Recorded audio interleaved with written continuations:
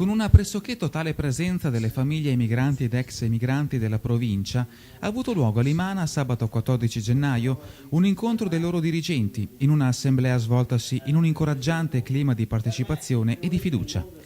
L'ordine del giorno prevedeva soprattutto un argomento di grande interesse, quello di rendere ancora più produttiva la presenza e l'attività delle famiglie, non solo tra i soci, ma all'esterno, nelle comunità in cui operano, affinché venga acquisita sempre maggiore consapevolezza di che cosa sono loro e la stessa ABM e di quanto fanno anche per accrescerne visibilità, interesse, partecipazione e nuove aggregazioni, con uno sguardo rivolto al futuro. Le proposte formulate dai dirigenti dell'associazione hanno raccolto l'adesione dei presenti, i quali inoltre hanno illustrato quanto sia grande e varia l'attività dei singoli sodalizi.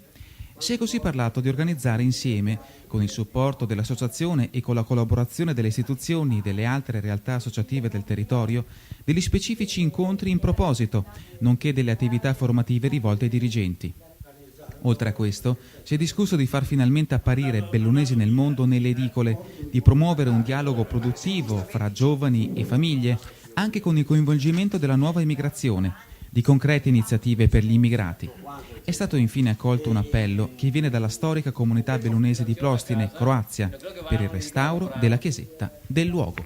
Grande soddisfazione per questa riunione. Finalmente nascono progetti, le famiglie hanno grande collaborazione insieme e tante idee sono uscite.